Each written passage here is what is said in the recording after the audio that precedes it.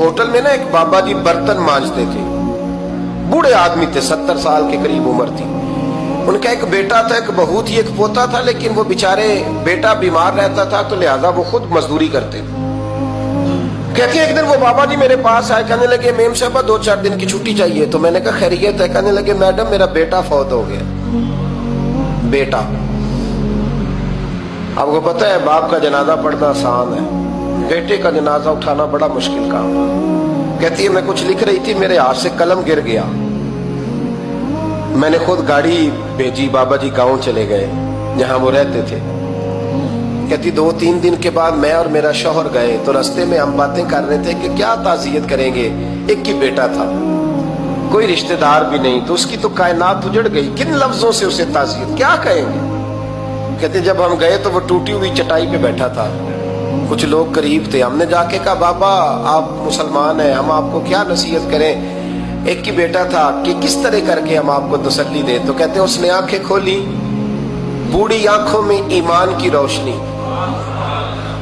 कहने लगा बीबी क्या ताज़ियत की बात करती हो, मैंने को पैसे जमा करा के बेटा लिया था, खुदा ने फजल से दिया था, अदल से ले गया है, मैं अपने रब के फैसले में बड़ा राजी हूं। अल्लाह अकबर।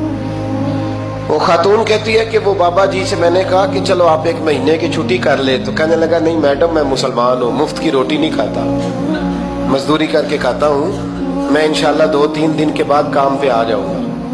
कहते वो चंद दिनों के बाद आ गया, अल्लाह की कुदरत के अभी 2-3 माह गुजरे थे, फिर आया, मैडम छुट्टी चाहिए कुछ दिनों की। मैंने कहा खैरियत है? कहने लगे वो मेरी बहू भी हार्ट अटैक से फौत हो गई।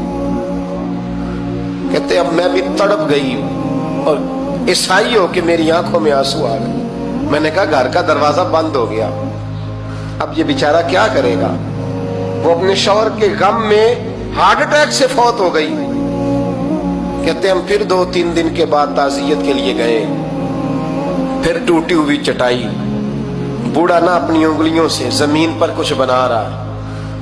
कहते करीब गई और मैंने जाके कहा बाबा अब तो तसल्ली आपने खुद ही करनी है, जो निजाम था वो तो हो गया। तो कहते हैं फिर उसने आंखें खोली, आसमान की तरफ देखा तो कहने लगा बेटी कोई परेशानी नहीं, मेरा बेटा बगैर शादी के भी तो फौत हो ही सकता था ना, बस मेरे मालिक ने जब चाहा जैसे चाह हुआ, मैं इंशाल्लाह 2-4 दिन के बाद काम पे आऊंगा। ये मेरा 3-4-5 साल का पोता है, अभी स्कूल दाखिल हुआ है, मैं साथ ले आऊंगा, वहां मेरे साथ ऊपर क्वार्टर में जहां मैं रहता हूँ ये भी रहेगा।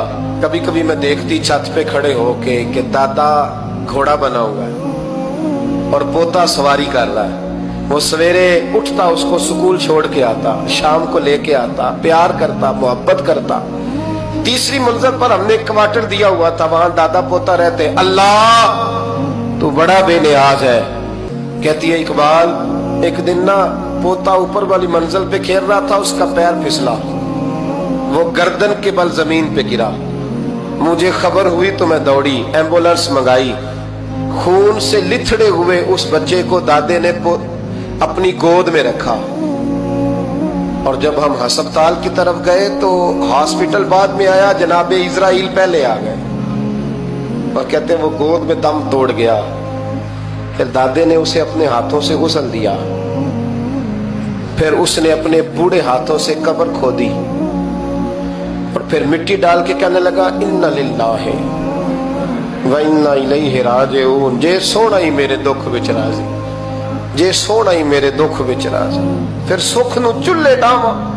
कहती वो मिट्टी डाली उसने और जब वो वापस पलटा तो मैं बाजू से थाम के होटल करीब लाई और मैंने उसके करीब कहा कि बाबा तू टूट गया है, तू बिखर गया है। तो कहते यूं उसने हाथ रखे और यूं आंसू छटक दिए।